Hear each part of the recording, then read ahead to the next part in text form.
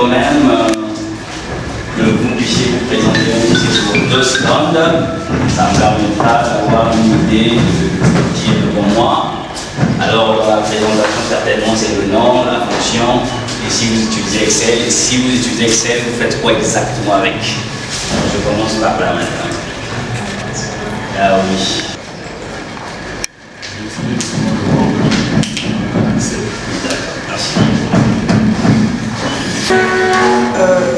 Un agent de la direction générale de collectivité. D'accord, vous utilisez Excel? Je n'utilise pas Excel. Super. Chef de service spécialisé dans la service. D'accord. J'utilise Excel pour les tableaux et les tableaux. Les tables et les calculs. Super. Qui est plutôt agent Sylvestre, agent ANAC. Je résume Excel. Dis-moi Excel. C'est bon, il n'y a pas de souci. Monsieur Madame Merveille Andula, assistante comptable et budgétaire ici à DGPE. Je n'utilise pas vraiment Excel. Et Monsieur Loco Patrick, directeur général du fonds du secteur de l'eau. Je suis le fin Maïga, Oui. sur le service communication de relations publiques au fonds de développement secteur de l'eau. D'accord.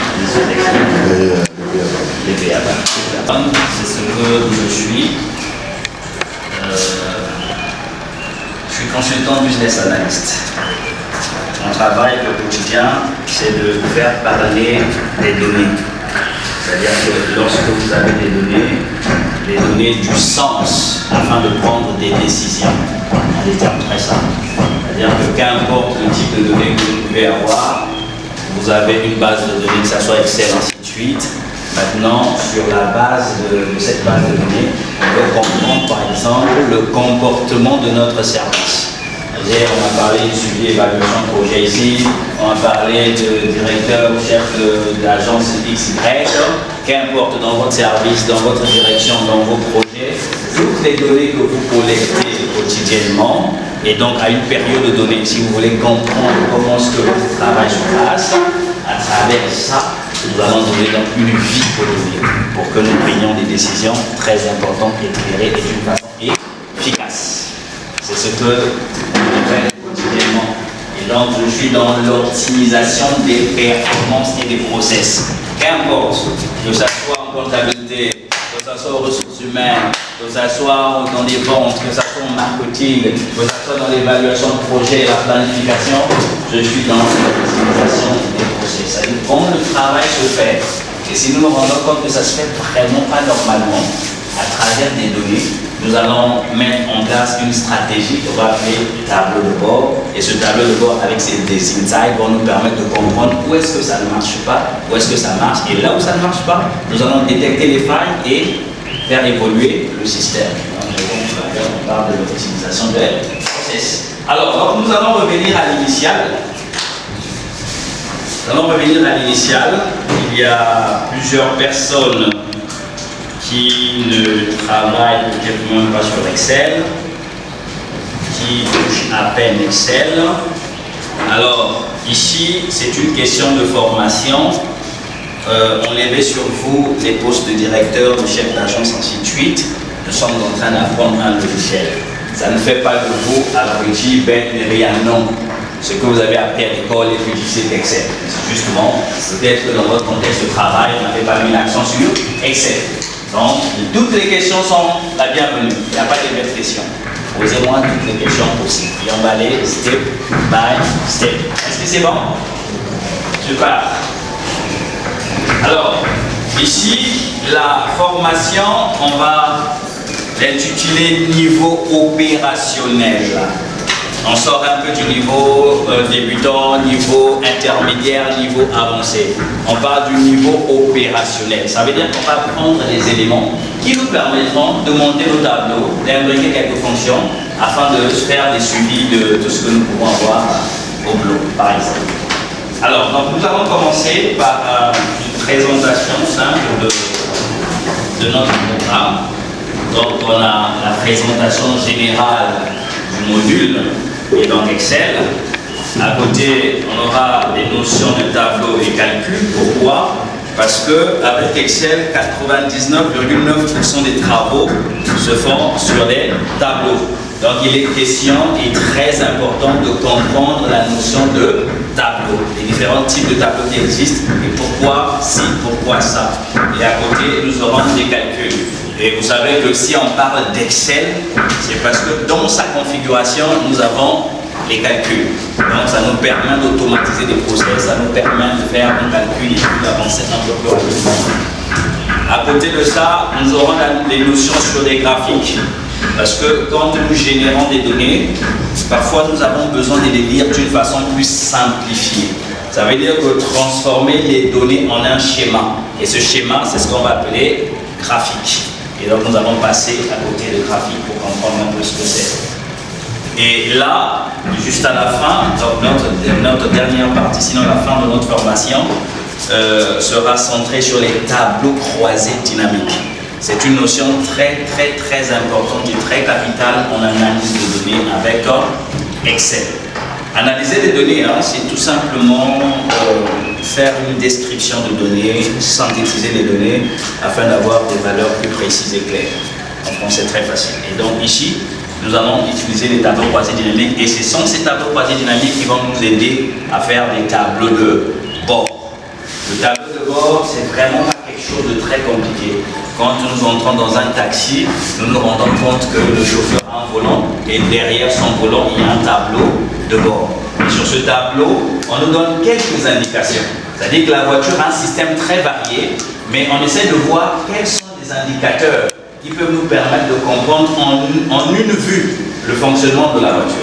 C'est-à-dire que si le carburant va vers la fin, nous sommes au jaune, et quand la vitesse en excès, nous voyons que l'aiguille est de l'autre côté, ainsi de suite. Donc, on essaie de regrouper les fonctions les plus importantes pour comprendre un peu la santé du véhicule quand on est au volant. Donc, le tableau de bord également joue le même rôle. Moi qui suis directeur, chef d'agence, chef de département, ainsi de suite, j'ai des équipes que je gère. Alors, pour comprendre logiquement ce que nous sommes en train de faire, j'ai besoin d'une voiture, d'un volant avec un tableau de bord. Et ce tableau me permet de comprendre très rapidement ce qui va se passer. Une question? Pas de question, on peut avancer? Super. Alors, donc, nous allons carrément commencer par notre première partie, c'est la présentation générale du logiciel. Vous pouvez déjà démarrer Excel sur vos machines. Vous pouvez déjà démarrer Excel.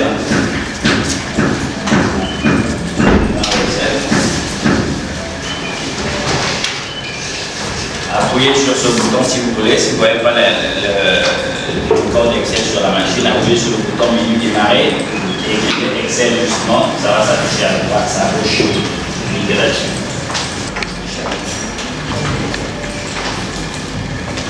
Je vais vous proposer une formation de taille et je peux vous rassurer que c'est l'une des meilleures formations que vous aurez à faire en 2000 dans peut-être pas seulement par la qualité, mais le contenu. Parce qu'aujourd'hui, utiliser Excel devient très indispensable. Vous savez déjà les difficultés que vous rencontrez au bureau derrière la machine. Tous nous utilisons Excel d'une façon peut-être un peu basique. Au lieu de gagner en temps, on fait ce qu'on doit. Parce qu'on doit chercher telle fonction, comment on le fait, on doit chercher telle fonction, comment on le fait. Alors que Excel est fait pour gagner en temps. Mais nous, généralement, on perd beaucoup de temps. Donc aujourd'hui, on va apprendre à gagner en temps. Alors, je vais vous épargner de beaucoup de théories autour, mais je vous dirais quand même que ce logiciel a été mis en place en 1987. Ça fait essentiellement 38 ans. Excel existe. Et sur tout ce qui est mention commerciale, c'est l'un des produits qui a pu pénétrer le marché à 99,9%. Je veux vous dire, pratiquement toutes les entreprises à l'échelle mondiale utilisent Excel. Microsoft utilise Excel, c'est le fabricant. Toutes les entreprises. Donc, vos administrations de Excel. Ici, nous avons Excel. Vous partez dans les entreprises de gauche à droite, on a Excel. Donc, un produit incontournable. Donc, ce qui est bien, il faut bien l'apprendre et même après ici, il faut continuer à s'exercer parce que si vous ne travaillez pas après, ça sera juste l'histoire. C'est bon? Ok. Alors, nous allons donc ici découvrir l'interface. Donc, de 1987 à aujourd'hui, il y a eu ce qu'on va appeler des versions. Vous avez 87, 90, 91, 12, on est parti 97, 18, 2000, 2003 en montant. Aujourd'hui nous avons 2021, nous partons même déjà à Microsoft 365. Là ça reste des versions. Et c'est moins important, je vais parler de beaucoup de théorie. Alors ce que vous allez retenir c'est que au moins ce que vous utilisez actuellement c'est la version 2019. La différence de version, c'est comme nos téléphones. Hein. Nous avons des téléphones, c'est comme nos WhatsApp. Après un an, on vous dit que votre WhatsApp est obsolète, il faut faire la mise à jour. Quand on fait la mise à jour, il y a deux fonctionnalités peut-être qui augmentent, qui s'ajoutent, l'interface qui change, le graphisme, ainsi de suite. Et au niveau des logiciels également, c'est la même chose. Si vous voyez ici, c'est 2021, vous avez 2019, ce qu'il veut faire, c'est quelques fonctions. J'ai quelques fonctions que vous n'avez pas sur 2019 par exemple.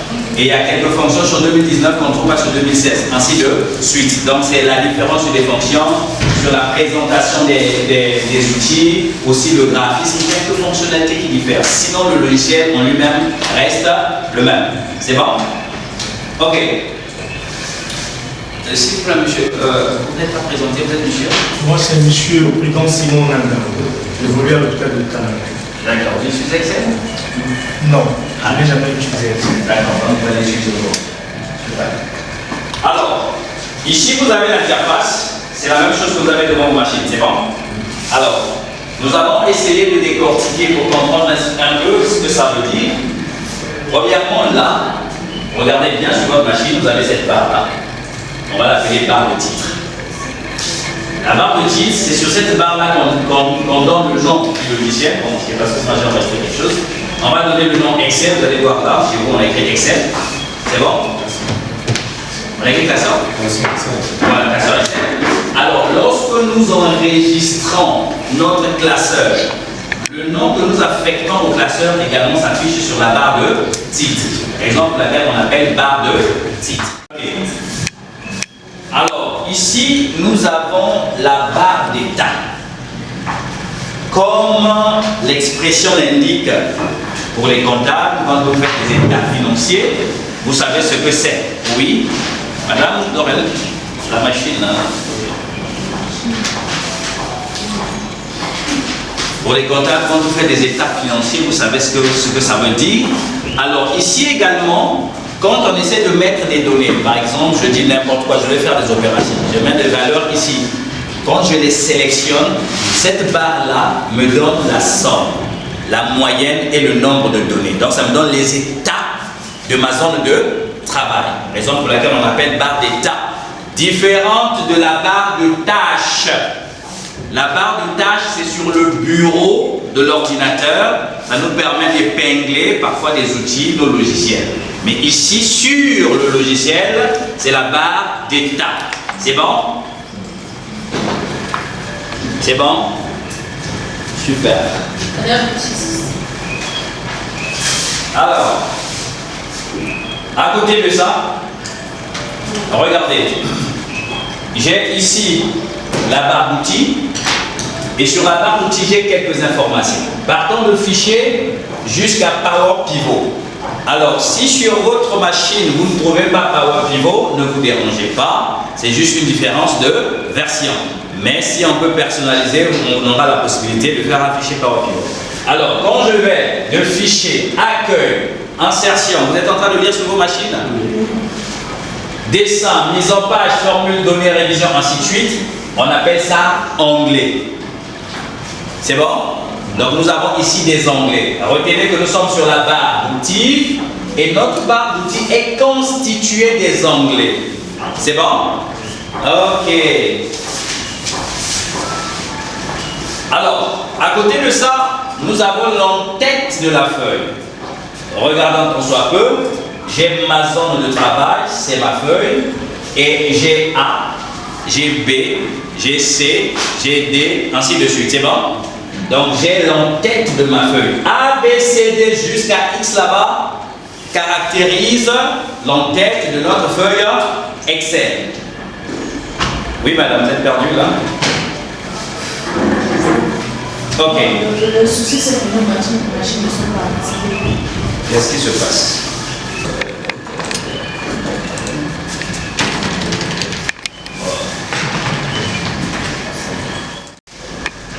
Ah bon? C'est bon chez vous là-bas? Ici c'est bon? C'est bon? Propriété la banque n'avez pas vu? Ok. Vous n'avez pas vu? Le deuxième groupe c'est quoi? Le troisième groupe? Le quatrième groupe? Ok. Dans le quatrième groupe, le premier outil c'est quoi?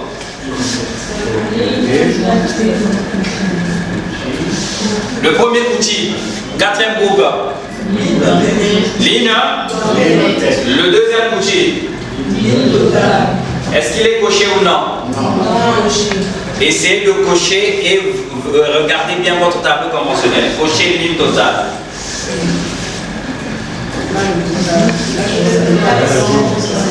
Pardon? Ça donne quoi? Le total. C'est bon? Regardez ce qui va se passer. J'arrive au niveau de total, ici. J'ai une flèche, un filtre qui s'affiche. C'est bon? Je déballe le filtre. J'ai des fonctions qui sont imbriquées dans ce tableau. Vous avez vu? Une liste de fonctions. Je prends par exemple, je veux la somme. Je clique, ça me donne la somme de toutes les lignes.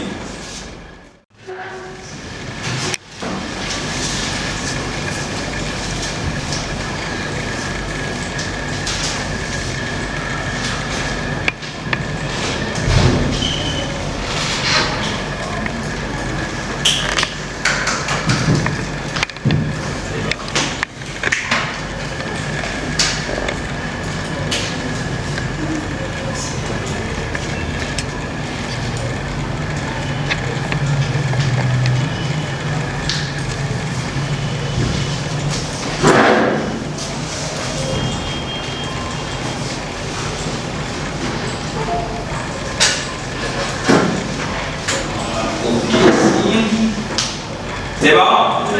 L'onglet accueil, retrouvez le groupe édition.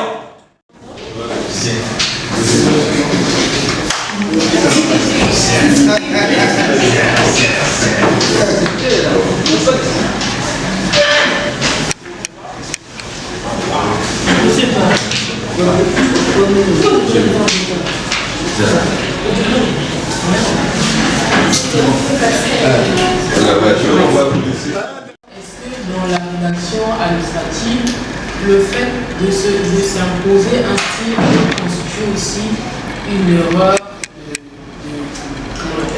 qui est une erreur parmi les règles administratives. C'est-à-dire que je vais imposer mon style. Ça l'est déjà. Mais est-ce qu'en imposant... Ça l'est déjà. C'est-à-dire que vous avez enfreint la règle. Hein? Mais étant donné que dans la définition que nous donnons de la rédaction administrative, nous avons dit que la rédaction administrative c'est une science, mais au-delà d'être une science, la rédaction administrative c'est un art. Peut-être que je le fais pour la beauté. Voilà pourquoi moi je me permets de signer à gauche. Donc on peut se permettre mais de faire son art. en tout, il faut être conscient, c'est ce que je dis, il faut être conscient qu'en agissant ainsi, eh bien, on se met en marge du respect des principes. C'est ça. Oh. Il était le plus loin. Oh, le loin. Mais voilà, c'est ça. Oui. Oh non. Je voudrais compléter peut-être sur ce volet-là. Voilà. Faisons ici peut-être en train d'emprunter à l'homogénéité des styles. Exact. L'administration a un style. Un style. L'administration de façon générale. Vous allez au Sénégal, vous allez... Voilà. Non, j'ai une deuxième préoccupation. Oui. S'agissant de votre exposé, je me suis rendu compte que vous êtes représenté beaucoup plus chaque année à forme personnelle. La lettre À forme personnelle. Et dans, je n'en ai pas encore parlé. dans les types de lettres, notamment les lettres en service. Je n'en ai pas parlé aussi. Est-ce qu'on va en arriver? C'est le cas. Nous avons fini avec la première phase, c'est-à-dire que la rédaction de la forme simple. Ça, ce n'était qu'une forme simple. Mais il faut partir de cette base pour maîtriser les formes qui vont suivre. Ce que nous allons étudier, il faut toujours vous référer au schéma, hein, le schéma de la forme simple. Parce qu'à partir de cette forme simple, vous allez voir les mentions que nous allons compléter, hein, les mentions d'identification, les mentions spécifiques que nous allons compléter et aux endroits appropriés. Alors,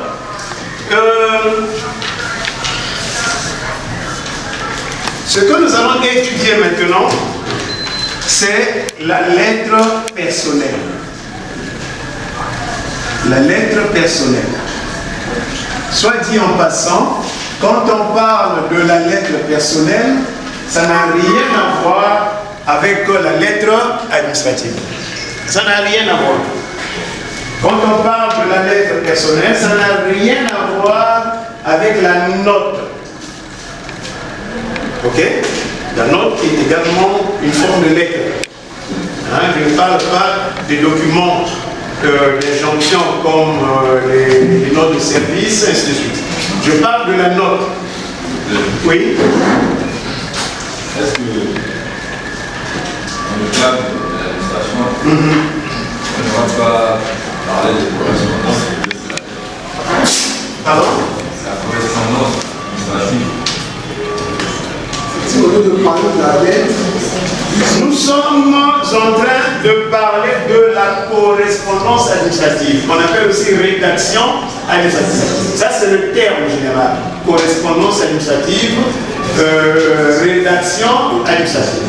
Dans la correspondance administrative ou la rédaction administrative, eh bien, vous avez les différents types de documents administratifs. Et le premier document administratif que nous sommes en train d'étudier, c'est la lettre. Hein, après, vous avez d'autres documents. Hein, vous avez les documents d'information, comme le procès verbal, le compte rendu, nous verrons prochainement. Après, vous avez d'autres documents, les documents d'injonction. Hein, je demanderai à l'administration si on pourra nous organiser un séminaire dans ce sens, mais ce serait très beau d'ailleurs. On essaie de travailler sur les documents d'injonction qui posent des sérieux problèmes, notamment dans nos administrations ici. Hein, à quel moment utiliser la circulaire, à quel moment utiliser l'attestation, à quel moment utiliser bref, il y a la décision, parce qu'on confond très souvent ces documents d'injonction, on les confond. Le cas échéant. Bien. La lettre personnelle. La lettre personnelle. Nous retenons ceci pour aller vite. Nous avons deux types de lettres personnelles. Nous avons la lettre personnelle qu'un subordonné, la lettre personnelle qu'un subordonné écrit à un supérieur hiérarchique. Le supérieur hiérarchique.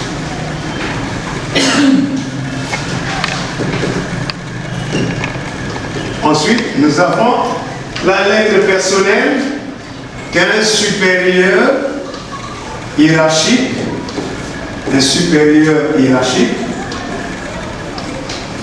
écrit au subordonné. Voilà. Un supérieur hiérarchique écrit au subordonné. Mais les deux formes de lettres personnelles ne sont pas identiques. Quand le subordonné écrit au supérieur hiérarchique, le contenu de la lettre avoisine un tout petit peu à la forme simple de la lettre. Avoisine un tout petit peu à la forme simple de la lettre. À quel moment rédige-t-on la lettre personnelle du subordonné au supérieur hiérarchique? On rédige la lettre personnelle du subordonné au supérieur hiérarchique lorsqu'il s'agit de répondre ou de traiter ou de poser un problème au sein de l'administration pour une question personnelle. Voilà. Demande de congé, demande d'absence. Voilà. Je pose un problème qui est le mien, mais étant agent de l'administration. Je rédige la lettre personnelle.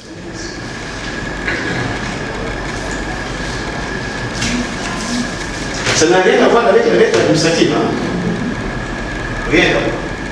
Maintenant, la personne qui rédige la lettre personnelle, la personne qui rédige cette lettre personnelle, eh bien, comment va-t-elle présenter sa lettre? Tout le problème se trouve. Et c'est le schéma que vous avez là, de la lettre personnelle du subordonné au supérieur hiérarchique. Dans la lettre personnelle du subordonné au supérieur hiérarchique, retenons que nous n'avons pas, ne mettons pas l'appellation de l'État, s'il vous plaît. On ne met pas l'appellation de l'État. Parce que vous qui écrivez cette lettre personnelle, vous sollicitez par exemple un congé à votre chef, et votre lettre, vous ne répondez pas au nom de l'État, au nom de l'administration. Vous êtes un agent de l'État, mais vous sollicitez une situation qui vous est. Parce que je vois souvent dans les correspondances où on est en train de solliciter un congé en même République du Congo, unité de... Non, non, on ne le fait pas. Ah, ça c'est bien dit, on engage la République. Non. Donc, que fait-on? Oui. Est-ce que le congé n'est pas planifié par rapport à... Non, moi je n'ai pris qu'un exemple. Hein. J'ai pris un exemple. Parce que oui, effectivement, on planifie. Il n'y a pas que le congé, on peut solliciter, bref, vous faites une demande de permission. Alors, vous avez là, c'est comme dans le cas de la lettre simple, vous avez le nom, votre nom et prénom. Ok? Vous avez ici la date. Mais là où vous mettez votre nom et prénom, qu'est-ce qui va suivre? Ce sont des éléments que nous connaissons. Vous avez votre grade et échelon. Ok? Vous avez votre fonction. On peut aussi mettre votre service. D'autres ne le mettent pas parce qu'on connaît déjà le service. Ok? Sinon, vous pouvez ajouter votre service, donc le lieu d'affectation. Et dans le principe administratif, on termine par le numéro matricule. Bon, aujourd'hui, je ne sais pas si c'est cette liberté qu'on s'est donnée un peu. Dans les lettres, dans ces lettres personnelles, on a tendance à mettre les numéros de téléphone ici. Parfois, on ne met plus le numéro matricule, on met le numéro de téléphone. Vrai ou faux? Oui. Sinon, on doit se limiter au grade et échelon, nous connaissons, pas besoin de développer là-dessus. Vous avez votre fonction, ce qui est très important. Vous avez le lieu d'affectation. Quelquefois, on ne met pas le lieu d'affectation, ça ne pose pas de problème. Mais on termine par son numéro. Après, bon, vous avez la souscription. Après, vous avez l'objet. Vous avez la formule d'appel. Vous avez le corps de la lettre. Vous avez la formule de courtoisie. Et vous avez la signature. Et vous mettez votre nom en commençant par le prénom, en terminant par le nom. C'est tout. C'est bon? 5 minutes. Je savais. Allons-y. J'ai une question parce que je suis quelquefois confrontée à ce problème. Déjà, dans la structure où j'ai évolué, les gens ont très peu le réflexe d'abord de retenir le numéro matricule et de mettre. Après, deuxièmement, il arrive que l'agent fasse une demande personnelle au niveau de l'administration, parfois c'est pour une formation. Et plusieurs fois. Et il arrive que la personne, parmi les pièces qu'il faut fournir, ils vont parfois 2 ou 3 pièces. Donc le premier effet que je fais, c'est quoi? Parce qu'ils ne sont pas tous dans la même localité, il y a ceux qui sont à Tunisie, et etc. Donc le premier réflexe c'est quoi? Je regarde sur mon texte, je vois le numéro de téléphone pour essayer de contacter la personne, de ramener. C'est peut-être une raison aussi, hein? Donc je ne sais pas, est-ce que en dehors du numéro matricule qu'on peut mettre, est-ce que ça fait un préjudice de mettre aussi son numéro de téléphone? Parce que c'est ce que j'ai dit. C'est-à-dire le principe administratif, on ne le met pas. Mais on a pris cette habitude-là, certainement pour certaines raisons telles que vous l'évoquez. Donc aujourd'hui, on n'en tient presque pas rigueur. Hein? On n'en tient pas rigueur. Si vous mettez votre numéro matricule et que vous ajoutez le numéro de téléphone, vraiment on n'en tient pas rigueur. Mais moi je reste, vous allez m'excuser, hein? Je suis un peu un conservateur de pur sang, de pure souche. Je reste dans les principes qui me disent que je termine par le numéro matricule. Non, je veux mettre le numéro de téléphone, donc, je ne sais pas, je pourrais mettre peut-être sur l'enveloppe, que sais-je, ou sur la chemise. Hein, sur la chemise. Et la lettre dans le contenu. Je ne sais pas. Je pense mieux. Maintenant, si vous pensez que pour des besoins de contact, il faut mettre le numéro. Ouais, je voulais toujours rebondir sur la question de madame. On adresse une correspondance. Nous avons des pièces jointes. Comment nous allons pas mettre Je n'ai pas parlé des pièces jointes. Non, au cas où, parce qu'elle a parlé, par exemple, elle fait une demande et il y a des pièces à ajouter. Puisqu'on va les faire. Faites comme dans le tas de formes simples de la lettre. On les cite dans le. Faites comme dans le cas de formes simples de la lettre, vous citez dans le corps de la lettre. Sans ampliation. Sans ampliation, sans pièces jointes. Parce qu'encore les pièces jointes, il y a une procédure, une façon de remplir les pièces jointes. On va en parler tout à l'heure. Mais ici, je vous ai dit, nous avons les coordonnées administratives. D'abord, on avait les coordonnées privées. Vous voyez? C'est encore une faute grave que je ne sais pas si vous l'avez peut-être constaté, souvent c'est à vous de corriger. Hein? Si au niveau de l'administration, vous recevez une correspondance d'un des agents, et il vient, il écrit son nom, il met l'adresse de la maison, il met, je ne sais pas, le boîte postale, que c'est. Non, c'est important à ce moment de corriger. Je lui dis non, vous mettez votre nom, prénom, mettez votre grade et échelon, vous mettez votre fonction, ok? Hein, au besoin, vous mettez votre lieu d'affectation, donc le service où vous évoluez. Et vous terminez par votre numéro matricule. Vous le dites. Maintenant, s'il va ajouter le numéro de téléphone pour les besoins de contact, comme elle a dit, c'est important, vous mettez le téléphone à ce moment. Mais on ne met pas l'adresse de la maison, ce n'est pas administratif. L'adresse de la maison, je mettrai pour une situation privée. Donc je ne suis pas agent de l'administration, je le fais. Hein? Oui, mais ce sont des aventures, ça vous le gardez pour les correspondances privées. Et au sein de l'administration, nous sommes dans l'administration, dans le service. Hein? Merci beaucoup. Bravo pour vous-même. Donc, c'est cela. Alors, on retient, nous avons ces coordonnées, nous avons la date. Oui, c'est tellement simple, ne compliquons pas. Nous avons ces coordonnées administratives, nous avons la date, nous avons la souscription, nous avons l'objet et nous avons la formule d'appel, le corps de lettre, la formule de courtoisie, la signature et le nom. Maintenant, si nous voulons compléter ou joindre des pièces, nous allons joindre des pièces ici. Hein, je joins à ma demande des pièces ici après, comme vous l'avez fait tout à l'heure. Comment c'est le document libéral? Le 15 mars 2025, au siège de l'association. C'est la formation de l'association à 12h15. Voilà.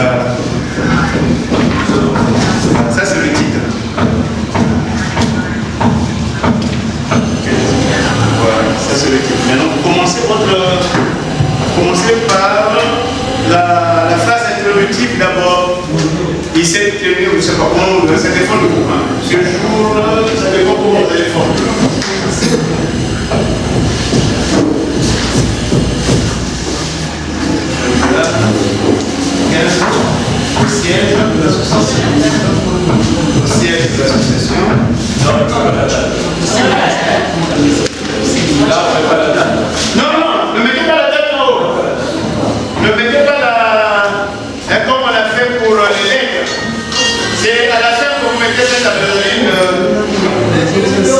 c'est un document d'information interne. Oui, mais là aussi on est libre de le mettre. Mais comme c'est prévu dans le sujet, vous mettez juste après le thème. Oui.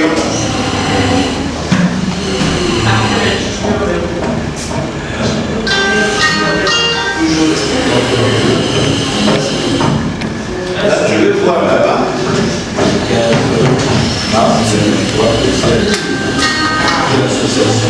Allons-y, oui. Mais vous n'ouvrez pas. Il faut ouvrir le... Non, c'est le document 3, la page 8. Page 8. Allez-y, la page 8. Ok. Voilà. Vous prenez, voilà, jusque là. C'est là.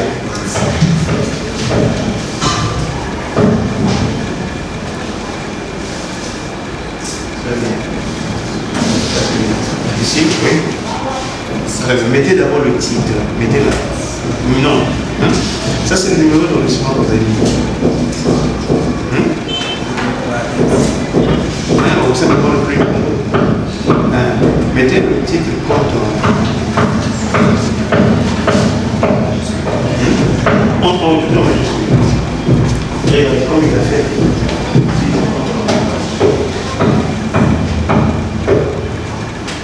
Compte rendu de la réunion du. Mettez la date. 15 mars 2025.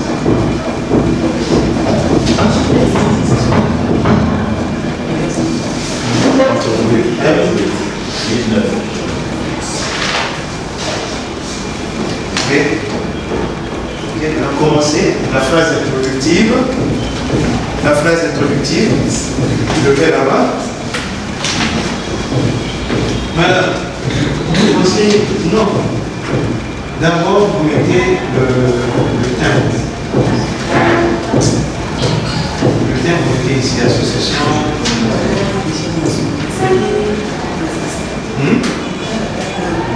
Non, ça c'est le titre.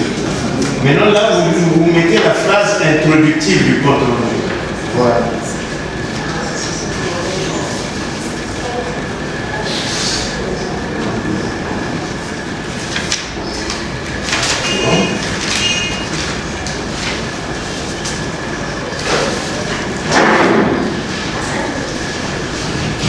Non, on ne met pas. Là, vous faites ça. Mettez le titre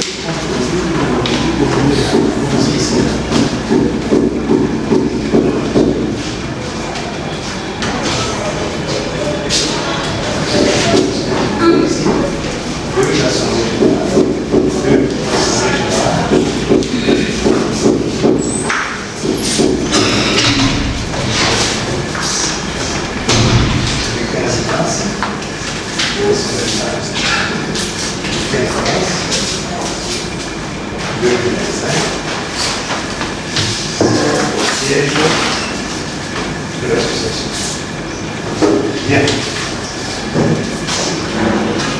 C'est bien parti. Et moi, c'est d'abord le titre qui m'intéresse. Quand on a celui-là,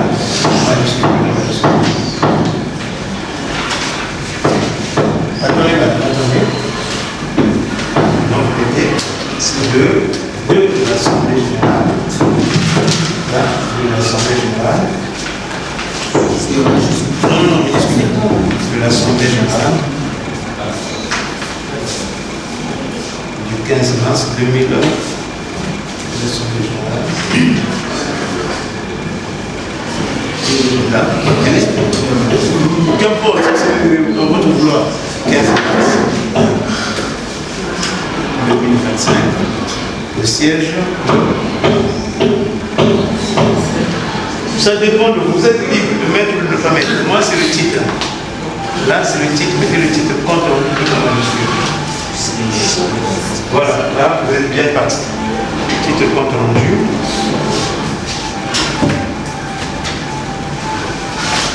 Ok. Là, vous mettez de l'Assemblée générale. Oui, de l'Assemblée générale.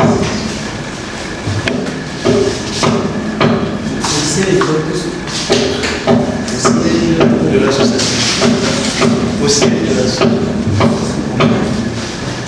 Non, juste au siège de l'association. Du 15 mars. 15 mars 2002. Au siège de l'association. Vous pouvez ajouter le nom si vous voulez bien. Maintenant, c'est bon. Maintenant, vous commencez par la phrase introductive du compte rendu. Là, vous l'avez le modèle que nous avons mis au tableau là-bas. Hein? Faites maintenant en fonction du sujet. Vous commencez maintenant le compte rendu. On commence par la phrase introductive du compte rendu. Là, de l'Assemblée.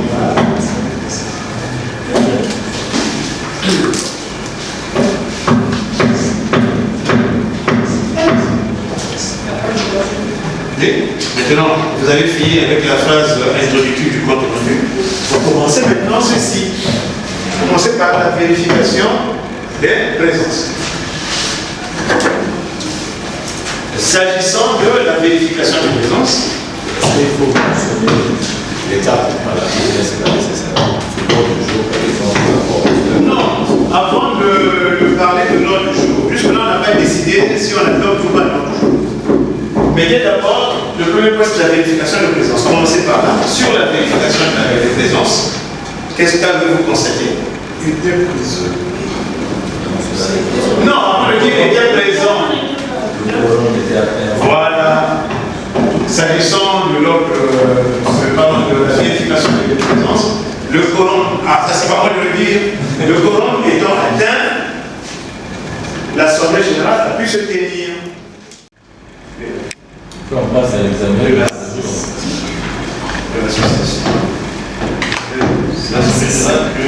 Bon, c'est pas grave. L'Assemblée générale du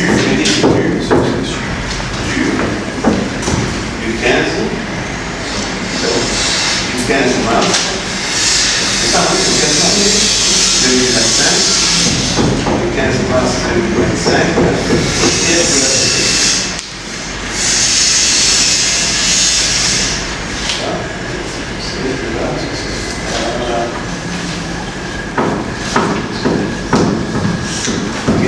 Commencez maintenant par la phrase introductive du compte rendu. Là, je ne vous dis rien.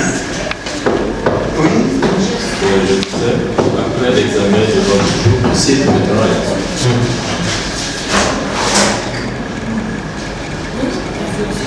Mais avant l'examen de l'ordre du jour, d'abord la vérification de présence. Qu'est-ce que vous avez dit sur la vérification de présence? S'agissant de la vérification de présence, oui, nous allons citer maintenant. Le quorum a été atteint. C'est-à-dire que l'Assemblée générale peut se tenir. Était présent dans les alignés. Ça, c'est la phrase introductive. Ah, oui.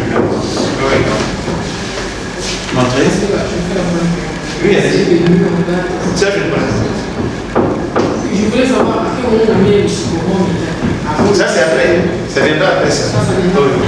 C'est ça qui commence d'abord. La vérification. Voilà. C'est ce que j'ai avec la carte. Ici,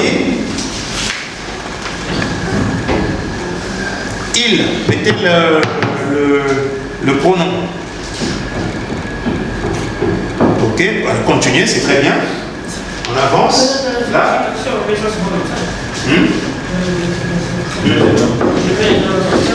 Oui, mais regardez, faites attention.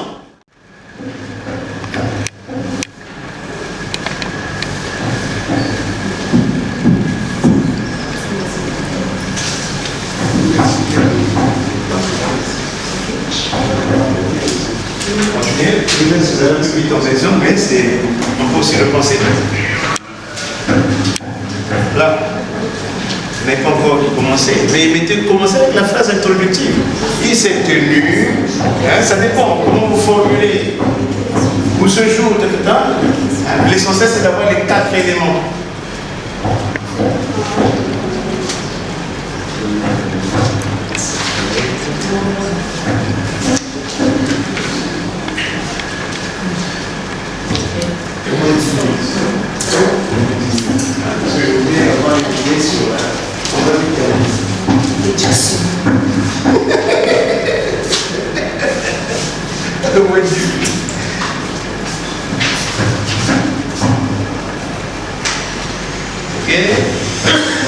Oh, c'est très bien, madame. Porte l'épithète de bonne conduite. Encore faut-il qu'on comprenne qu'est-ce qu'on entend par bonne conduite. L'ensemble de règles permettent de gérer une société, mais aussi, il faut qu'on comprenne, gérer veut dire quoi? Gérer une société, une communauté, c'est la même chose. Alors, nous venons au niveau du groupe numéro 2, toujours un ensemble de règles de bonne conduite, considérées comme de bonne façon absolue. Bon, nous allons nous expliquer qu'est-ce que ça veut dire. De bonne façon absolue, découlant d'une conception de la vie. Qu'est-ce qu'on entend par conception de la vie? Nous allons donc essayer de voir que nous allons regrouper les éléments que nous trouvons qui sont similaires dans les deux définitions produites par le numéro 1 et le numéro 2. Nous avons ensemble de règles, on donne par exemple le A, ensemble de règles, bonne conduite, on donne B, et on arrive ici, on a aussi ensemble de règles, on donne A, bonne conduite, juste à côté de A, merci, on donne B. Voilà. Nous passons donc à notre définition. Ce que nous avons encadré vont faire l'objet de discussion parce que c'est fermé, on ne sait pas ce que ça veut dire. Peut-être que ça peut nous révéler des choses très utiles. Alors, on passe à la page 2 pour le groupe numéro 3. Ensemble de bonnes normes. Ah, là ça commence à changer. De normes et valeurs. Voilà, ensemble de normes et valeurs. Voilà, d'une société. Bon, on dit que c'est C qui est commun. De l'autre côté, on a parlé de société. C, mais ça c'est différent des normes et des valeurs. Et quand on arrive au groupe 4, ensemble des obligations pour la morale. Ensemble des obligations professionnelles qui régissent la conduite. Conduite, on avait parlé de B. Qui régissent la conduite des agents. Ici, ça change. Hein? On parle de société, hein? Des agents différents de société. Voilà. Alors, parlons-en.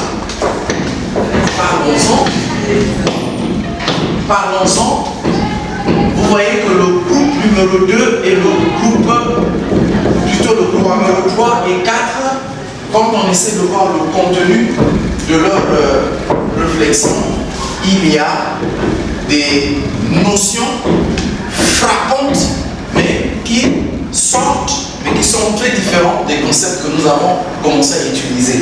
On a comme l'impression que le groupe numéro 1 et le groupe numéro 2, il y avait un peu de similitude, mais le groupe numéro 3 et le groupe numéro 4 commencent plus ou moins un peu à faire la différence. D'accord? Bon, par où nous allons commencer? Peut-être qu'il est mieux qu'on reparte, qu'on discute là où nous sommes sur la page. Alors, quand on parle des normes, qu'est-ce qu'on entend par les normes? Qu'est-ce qu'on entend par les normes?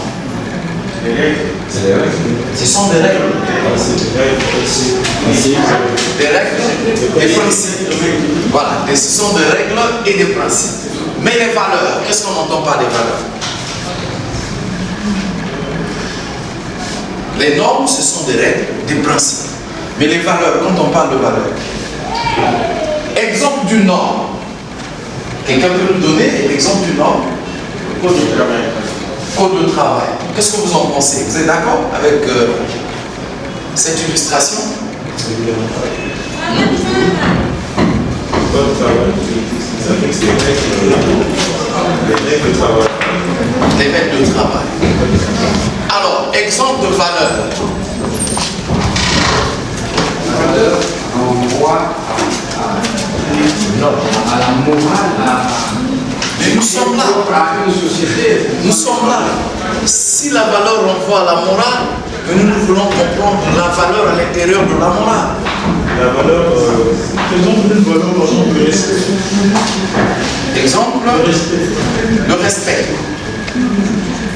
Oui, mais que représente une valeur? Nous parlons souvent, nous disons les anti-valeurs. Les anti-valeurs. Que représentent les valeurs? Pour moi, je peux dire les valeurs, ce sont que des qualités. Ce sont des qualités. Ce sont des qualités. Vous êtes d'accord? Des qualités. Ce que l'on doit suivre pour harmoniser la société. Ce que l'on doit suivre pour harmoniser la société. Donc on dit les valeurs ce sont des qualités. Ce que l'on doit suivre pour harmoniser la société. On semble dire que les valeurs, ce sont donc les repères. D'accord? Ce sont donc les repères. D'accord? Ce sont donc des choses qui sont présentées comme un modèle à suivre. On est d'accord? On est d'accord? Il faut des repères. On fait une simulation comme ça. Nous, par exemple, ici, dans notre environnement, nous entendons souvent parler des antivaleurs. Antivaleurs, antivaleurs. Mais le plus souvent, pour anti veut dire chacun. Dans notre société, on entend souvent parler des antivaleurs, antivaleurs. Mais de l'autre côté, il est très rare que nous puissions rencontrer la liste des valeurs dictées. Une expérience vécue en Asie. Quand vous allez en Asie, ils ont ce qu'ils appellent des valeurs, mais qui sont connues de tous. Chez eux, la toute première valeur, c'est chez eux. Par exemple, en Chine, la toute première valeur, c'est le père. Tu ne peux jamais manquer le respect à un père. Non, la toute première valeur, c'est l'enseignant. Excusez-moi d'inverser, la toute première valeur chez eux, c'est l'enseignant. En Asie, c'est l'enseignant. Après l'enseignant, vient le père. Après le père, vient la patrie. Quel que soit là où tu te trouves, quel que soit ce que tu fais, tu dois toujours obéissance, fidélité à la patrie. Ensuite, la quatrième valeur qui arrive, c'est le droit d'aînesse. Quand vous êtes par exemple dans des moyens roulants, vous allez voir qu'ils ont des pictogrammes qui montrent que quand tu es plus jeune, cède ta place, même si vous avez payé avant, cédez votre place à une personne qui vit avec un handicap ou bien à une personne qui est un peu plus vieux que vous. Et ces valeurs-là sont ventilées. Ces valeurs-là sont présentées dans les milieux communément fréquentés. Donc, vous ne pouvez pas de façon personnelle vous opposer à ça, puisque ça s'impose. Donc chez nous, par exemple, quand on dit des antivaleurs, mais dans certains environnements, quand vous arrivez, vous regardez qu'ils affichent leurs valeurs. Je ne fais pas de la publicité, mais si vous allez par exemple à la bibliothèque, contre le mur, vous allez voir quelles sont leurs valeurs. Qu'est-ce qu'ils veulent pour le client? Comment doivent se comporter les agents vis-à-vis des clients? C'est ça ce qu'on appelle les valeurs. Donc les valeurs, ce sont les références auxquelles on s'attache et qui sont essentielles à la performance la performance et la productivité d'une structure. Que ce soit la personne morale, est un signalement. Voyez-vous, est un signalement de l'identité.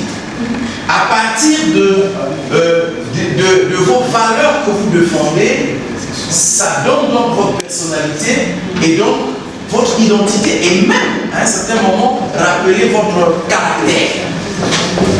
Si on peut ramener ça au niveau personnel, on pourra parler de dur de caractère. De caractère difficile. Donc, pour répondre de façon brève à votre question, les valeurs est un élément du signalement, n'est-ce pas, de l'identité. C'est lié. D'accord? Alors, maintenant, ce qui apparaît ici, quand on parle des obligations professionnelles, qu'est-ce que vous en pensez? Mais on va d'abord, avant de clore avec ça, ce dont nous sommes d'accord, c'est que nous avons vu apparaître des normes d'accord, des normes noumous. D'accord, ça veut dire c'est quelque chose de réglementé, c'est la réglementation. Il s'agit de la réglementation. Et les termes principes apparaissent. Les valeurs, ça veut dire les repères. Il faut les repères. Les repères, ce sont les béabas, les fondamentaux sans lesquels vous pouvez vous perdre. Donc c'est à partir. Ici, là, c'est retenu comme une boussole. Ça vous permet de vous orienter. Ce sont des grandes orientations. C'est comme ce serait, c'est le socle. C'est comme l'école primaire pour chacun de nous tous. Voilà. Ce sont les fondamentaux à partir desquels vous pouvez donc construire votre chemin, votre carrière professionnelle. Mais nous allons revenir sur ça tout à l'heure parce que ici il me semble que c'est vous qui devez dégager cette réflexion pour voir il ressort la notion d'obligation professionnelle. Ici on parle des normes, mais la question que j'aimerais poser à nous tous, qui fixe les normes dans le contexte d'une entreprise? Qui fixe les normes? C'est l'employeur. Qui fixe les normes dans le contexte d'une entreprise? C'est-à-dire les règles à suivre. On parle de règlement, loi et règlement de la République. On parle des lois et règlements de la République. Un fonctionnaire, par exemple, est dans l'obligation de respecter et d'appliquer les lois et règlements de la République. Les lois et règlements de la République. Mais qui fixe ça? Dans le cas privé, vous avez dit c'est l'employeur qui fixe. Mais vous venez de donner un élément. On pense qu'il y a un régulateur. Et d'un côté, ce sont des parties prenantes qui mettent en place ces lois et règlements. Les parties prenantes, vous les connaissez. D'une part, nous avons l'État. D'autre part, nous avons aussi les partenaires de l'État, par exemple les représentants du personnel, les délégués de personnel, le dialogue social, quand ils s'asseyent, dans le cas de privé, les conventions collectives, etc., quand ils s'asseyent, et puis on regarde de l'autre côté, il y a le droit du travail, hein? Il y a le droit de la sécurité sociale. Donc c'est l'État qui fixe les normes, mais à côté de l'État, il y a ses partenaires, les parties prenantes, et ça peut être au niveau national, mais aussi ça peut être influencé au niveau par les normes, les standards internationaux. Voilà, donc nous allons repartir ici. Voilà, quand nous revenons ici, il y a eu beaucoup d'éléments de similitude autour desquels tous nous sommes d'accord. Mais peut-être qu'il faut qu'on comprenne un peu que voulaient dire les autres par de bonne façon absolue. Considéré comme bonne façon absolue. Quelles sont les règles? Ce que nous avons dit en amont. La morale, ici, c'est pour prendre un exemple d'une communauté. Il y a des valeurs qui se partagent ici. On acceptera donc, par exemple, que lorsqu'un enfant voit un aîné arriver, et au lieu de céder la place à l'aîné, vous le regardez comme ça. Lorsqu'un étranger arrive dans la société, il faut que vous lui donnez de l'eau à boire et vous faire asseoir. Voilà, donc c'est ça qu'on appuie l'exemple de règles de bonne conduite considérées comme bonnes de façon absolue. Donc tout enfant doit respecter cela. Alors, chers cas, je pense que tous vous avez apporté des éléments pertinents dans la recherche de ce qui peut être retenu comme notion essentielle concernant la morale. Mais de façon très simple, on peut donc dire que la notion de la morale, c'est différent. Mais alors c'est très différent de la notion de l'éthique professionnelle qu'on va aborder tout à l'heure. Lorsqu'on parle de la morale, c'est regarder un peu plus du côté de la philosophie. La morale, c'est comme la coutume, c'est comme la religion. Vous me suivez, Kat? La morale, c'est comme la coutume, la religion. Quoi d'autre vous pouvez ajouter? Vous avez la coutume que vous connaissez bien, la religion, voilà, tout ce qui participe à la construction du droit, tout ce qui a influencé la notion du droit. Donc, là où le droit trouve ses origines, donc vous avez la coutume, la religion, c'est comme la morale. Alors, ce que nous pouvons retenir, c'est qu'il y a des philosophes qui, avant vous et moi, qui ont abordé la question de la morale. En abordant la question de la morale, la notion essentielle sur laquelle ils se sont accordés quand même, c'est que dans la morale, il s'agit effectivement de respecter la norme, la notion du bien et faire le distinguo entre le bien et le mal. Le bon conduite fixé par la société, voilà, pour organiser la vie en société, parce que nous savons que la vie en société est pleine de complexité et pleine d'adversité, voilà, pour régler les éventuels conflits. Donc, c'est pourquoi la morale, la religion, la coutume, tous ont contribué à mettre en place la règle générale de droit. Et nous avons dit qu'il y a des philosophes qui ont parlé de la morale, on a parlé de Socrate, on a parlé de Platon, ils sont bien nombreux, mais ceux-là, Socrate et Platon, vous pouvez vérifier, sont considérés comme les pères de la morale. Ils sont considérés comme les pères de la morale. Et là-dedans, nous avons cité un exemple plus patent lorsque nous avons parlé de l'éthique. La morale nous aide à fixer les limites.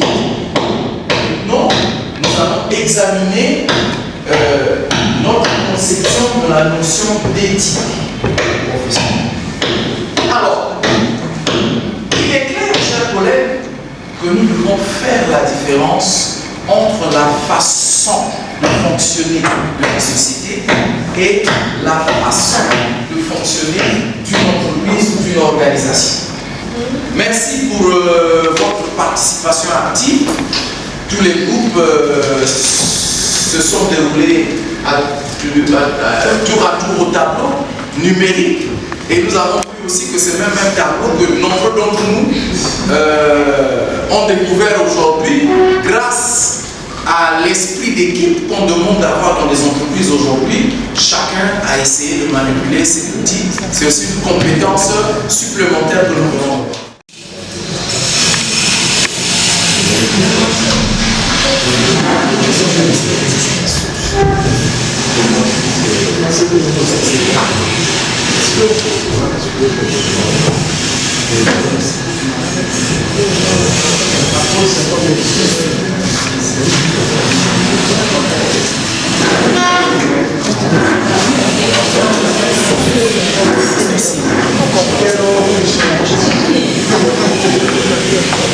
C'est peut-être l'heure d'aller manger. Alors, comment ça se passe? Ça se passe bien? Ça se passe bien, madame? Monsieur, comment ça se passe? Ça évolue? Hein? Please, start to WhatsApp.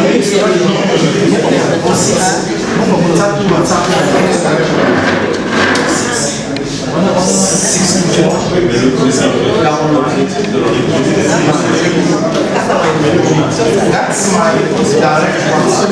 WhatsApp means the guy, I want to talk to him. I want to talk to the former general manager of the civil service.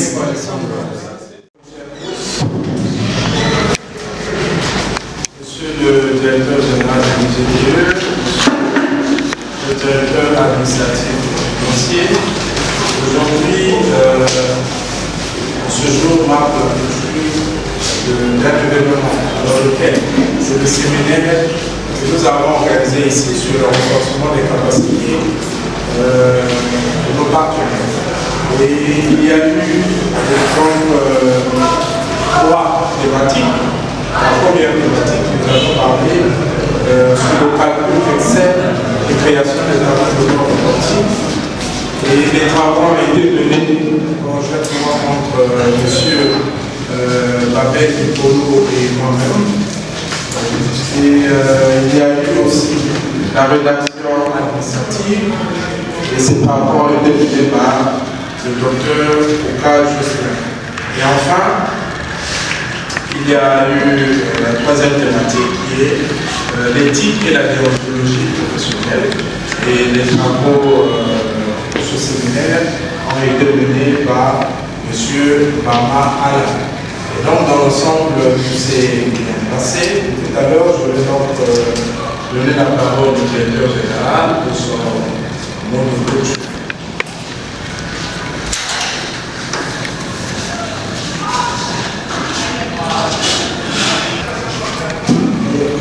Avec nous ici, j'estime que nous avons passé de bons moments ensemble. Au moment où nous concluons ce séminaire, dédié au renforcement de capacités sur le thème général de l'outil et pratique pour une administration performante et éthique, je tiens à exprimer ma profonde gratitude envers chacun d'entre vous pour votre engagement et votre participation active tout au long de cette session. Durant plusieurs jours, nous avons exploré ensemble les thématiques essentielles. Je pense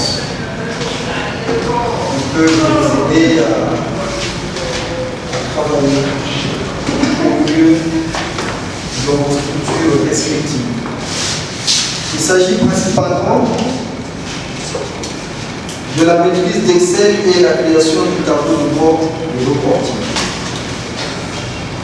de la rédaction et la correspondance administrative, de l'éthique et la déontologie professionnelle. Je souhaite que vous puissiez mettre en pratique ces connaissances acquises ici. Je voudrais aussi remercier à cette occasion les formateurs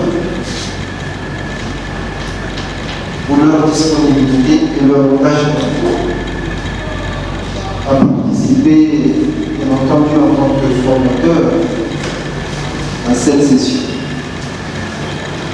Donc, leur expertise a été un pilier fondamental dans la réussite de ce séminaire. Les compétences qui ont été développées ensemble ici ne sont pas une fin en soi, mais plutôt des éléments qui vont contribuer, comme je venais de le dire tout à l'heure, à améliorer les performances aussi dans les environnements, dans vos structures respectives. Il s'agit bien plus. Je vous encourage donc à mettre en pratique ces compétences, ces acquis, mais aussi à les partager avec ceux qui n'ont pas eu l'occasion de prendre part à ce séminaire. Je voudrais remercier les responsables de vos institutions respectives. Je vous prie donc de traduire chacun d'entre eux toute ma reconnaissance et toutes mes considérations. Je vous souhaite à tous un retour fructueux dans vos fonctions, enrichi des enseignements que vous venez d'acquérir ici tout au long de ce séminaire à l'IGDE. Je vous remercie.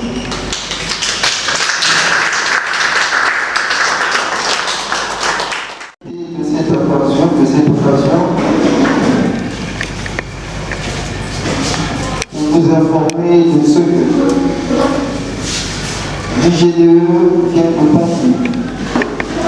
À l'instant, avant que je revienne dans cette salle, un accord de partenariat avec un établissement membre de la Fédération européenne des écoles, qui est situé à Rabat au Maroc, pour promouvoir la formation en ligne. Et que je vous vois là.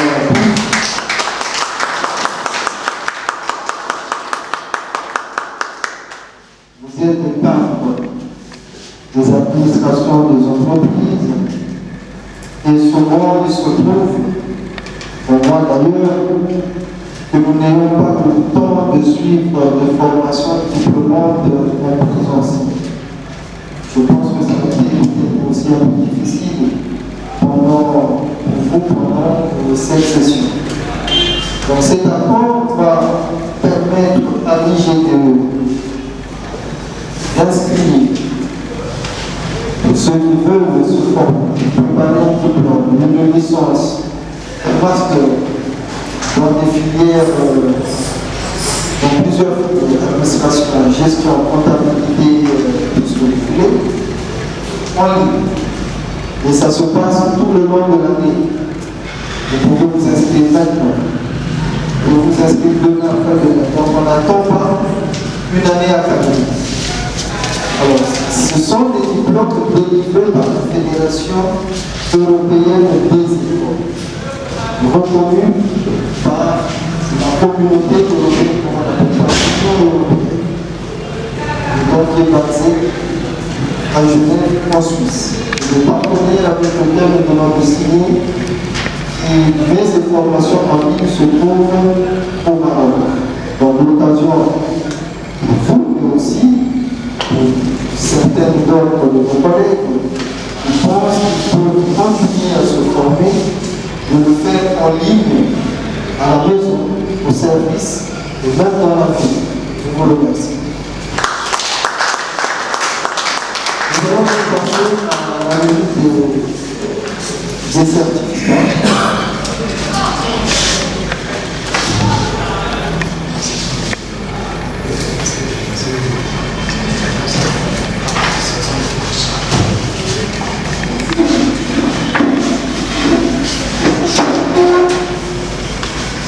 Alors, formateur de ce gouvernement va parler qui je sais, donc il est là présent.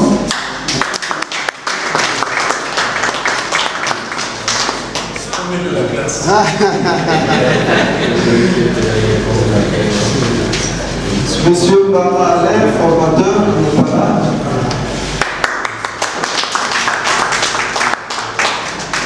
Ils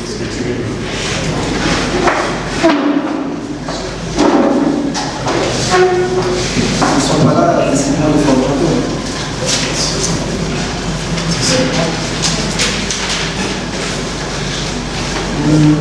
Monsieur Gambou Akwala, qui est appelé là.